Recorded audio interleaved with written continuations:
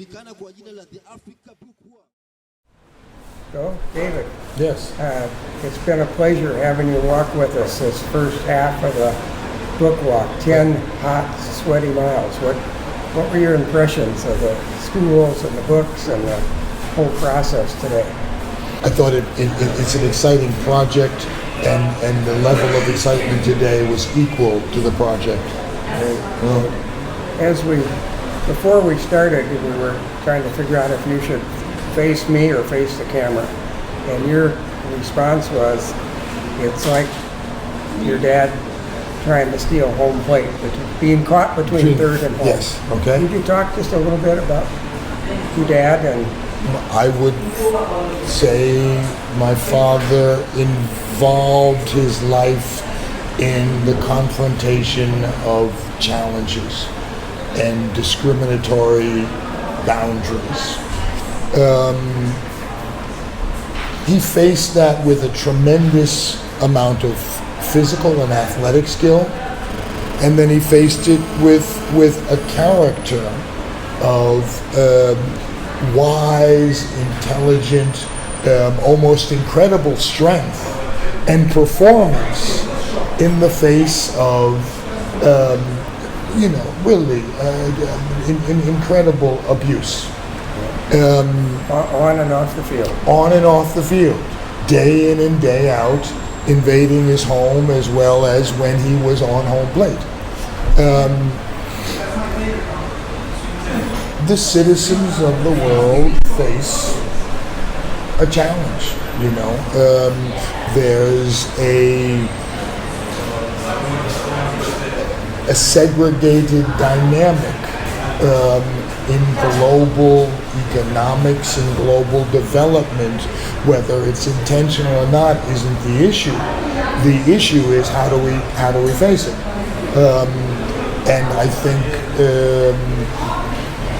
some of the focus behind Books for Africa is to say, books are a vehicle. I would completely agree with that, both for enjoyment and for learning.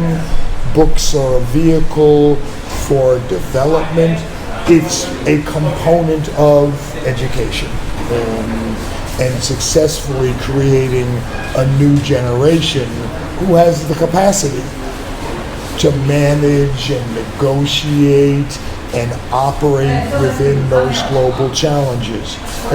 Because right now, nobody, whether it's a school in Zanzibar or the nation of Tanzania, no one's operating in isolation. They're operating in a global dynamic wherein you have to work with.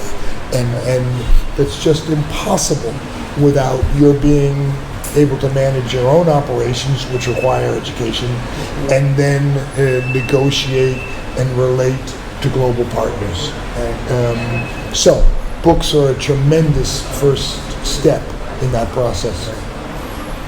I think from the time I've spent with you these last 3 days, you brought the character of your dad and your mom.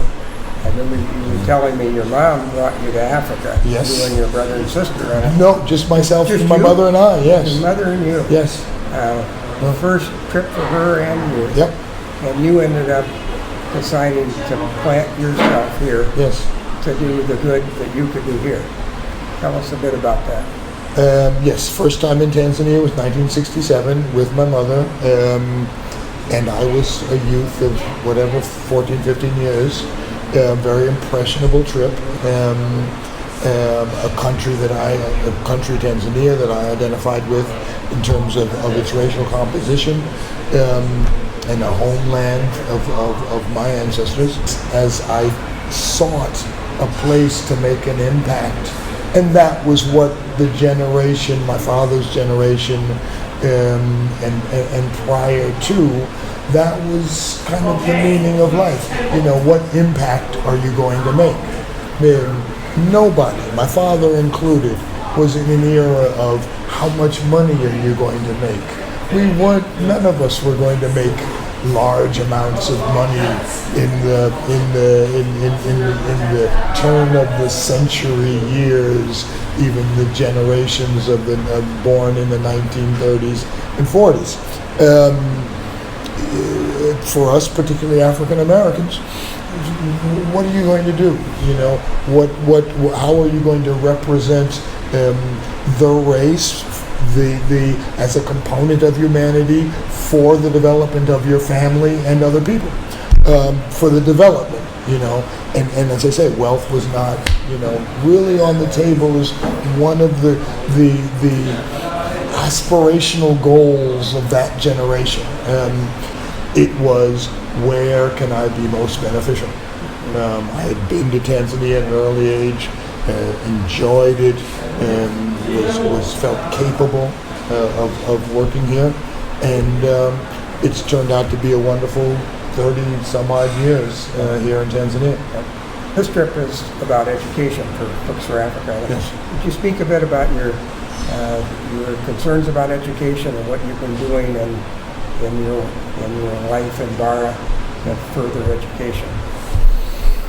Well, one of our primary focuses has been educational development, because all of those require capacity enhancement, and that can only be achieved through education. Adult education. Now, our cooperative's been in existence for 20 some odd years. I've been in coffee for 25. So I've seen a generation. It's not a long time, you know, 25 years, that phase of a generation. So books in the hands of primary school children today can really have a rapid development impact as part of a comprehensive education and economic development program. And as we've discussed, there's a container that's probably left Atlanta now, maybe on the high seas, heading to Tanzania, and 5 pallets, which is about 5,000 books in that container, are destined for your cooperative and the schools of the farmers there. That's been supported and paid for by Thomson Reuters and the Minnesota Twins. Talk about the books that you're going to get and how you see the process for putting those books on the shelves and in the hands of kids. Right. Well, first of all, we'd like to thank the Minnesota Twins and Thomson Reuters. Those books will be distributed to 5 primary and 5 secondary schools, based on the collection process of Books for Africa. We're able to select books that impact the different grade levels. They will be used also for adult education, because we have an adult community. The 10 schools, within each school, a classroom will be designated as both classroom and library.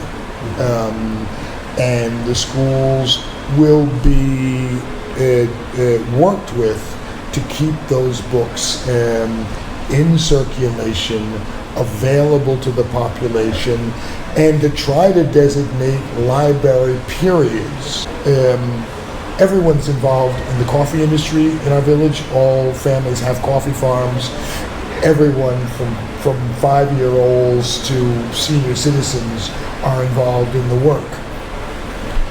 That integration of age groups in the educational process is also possible, because the secondary students, you know, who were primary school students themselves a few years ago, you know, whose brothers and sisters are in the primary schools, will be very happy to go and spend an hour in the library with their acquired knowledge of English, reading books to their younger brothers and sisters. You know, and the concept of all children being everybody's children in Africa is very cultural. We hope that we can create a cross-generational kind of synergy for a more enhanced and rapid development, because we're impacting both the future leaders, the current leaders, and the young Turks, who are just on the cusp of taking over. Right. So the container we're expecting will arrive sometime in March. Get everything set up.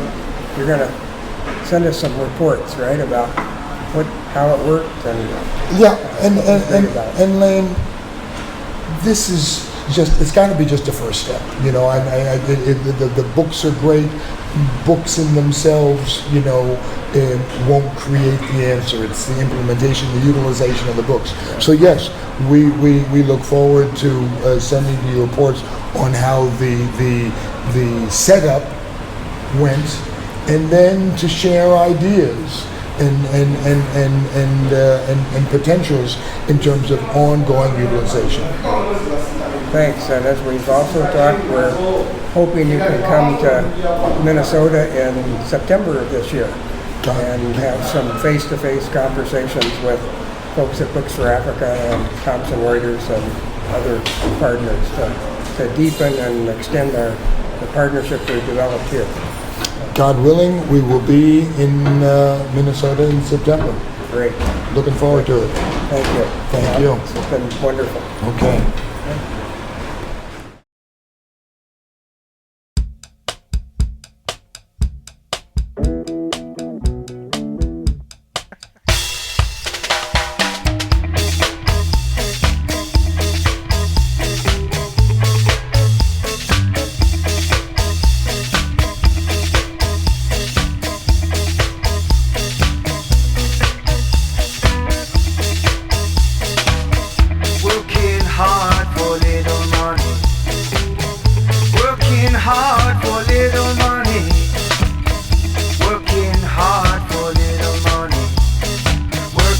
For little money, it's not a joke, I can't find relief. My children need no shoes to put on their feet.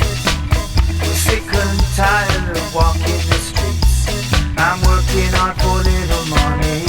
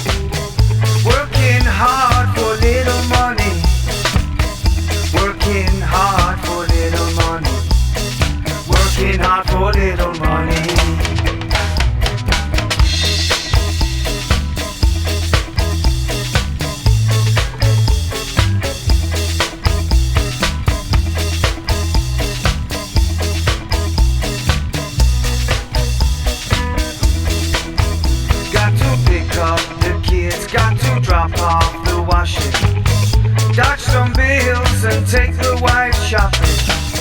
Swap some shifts and keep the boss guessing while I'm working hard for little money. Working hard for little money. Working hard for little money. Working hard for little money. Working hard for little money. Working hard for little money. Working hard for little money. Working hard for little money. Working hard for little money.